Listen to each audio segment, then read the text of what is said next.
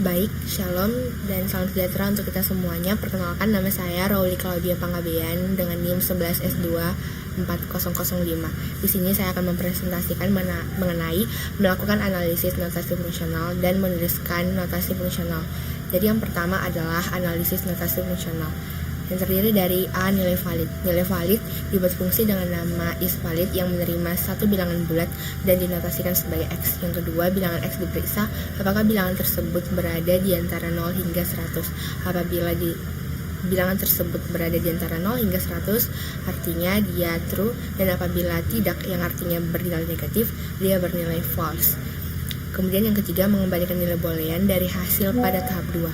Kemudian adalah least square. Least square dibuat fungsi dengan nama is, x1, y1, x2, y2 yang menerima 4 buah bilangan bulat dan dinotasikan sebagai x1, y1, x2, y2. Yang kemudian yang kedua, dijalankan fungsi antara c, bilangan x dipangkat duakan. Dijalankan fungsi antara cd, bilangan x dan y dikurangkan dan menghasilkan pangkat 2 setelah x dan y dikurangkan. Kemudian pada fungsi least square akan dibuat 3 variabel, yaitu variabel yang pertama diberi nama dengan cd1 yang merupakan hasil dari fungsi cd dengan y2 sebagai x dan y1 sebagai y. Kemudian variabel yang kedua diberi nama dengan cd2 yang merupakan hasil dari fungsi cd dengan x2 sebagai x dan x1 sebagai y. Kemudian yang ketiga, variabel 3 adalah z yang merupakan penjumlahan dari cd1 dan cd2. Fungsi least square akan menggunakan z untuk mencari akar kuadrat dari z. Kemudian yang ketiga adalah nilai absolut.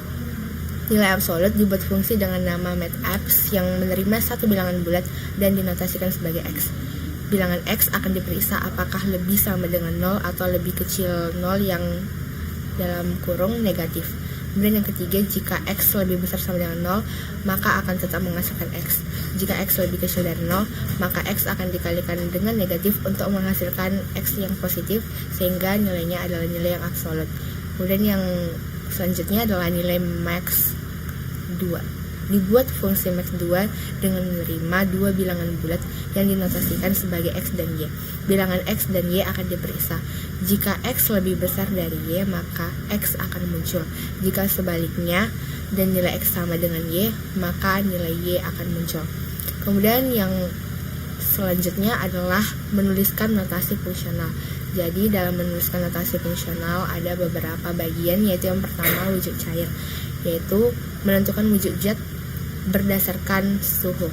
Jadi di sini kita punya double sebagai suhu dan string sebagai wujud zat. Jadi kita misalkan x sebagai suhu.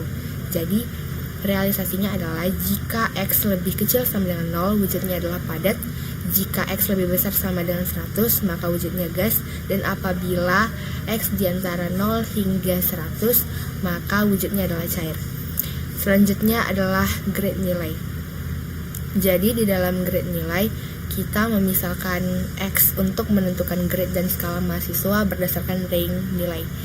Jadi realisasinya adalah jika x di antara 79,5 sampai 100, maka grade-nya A dengan skala 4.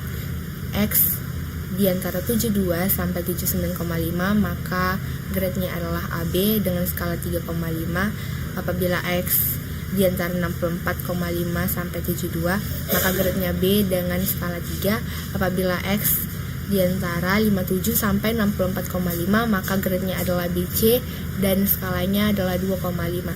Apabila X di antara 49,5 dan 57, maka grade-nya C dengan skala 2. Apabila X di antara 34 sampai 49,5, maka grade-nya adalah D dengan skala 1.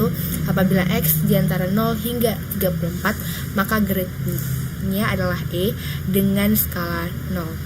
Baik, sekian dari hasil presentasi saya pada pagi hari ini. Apabila ada tutur kata yang kurang sopan dan kurang mengenakan, saya meminta maaf. Sekian dan terima kasih.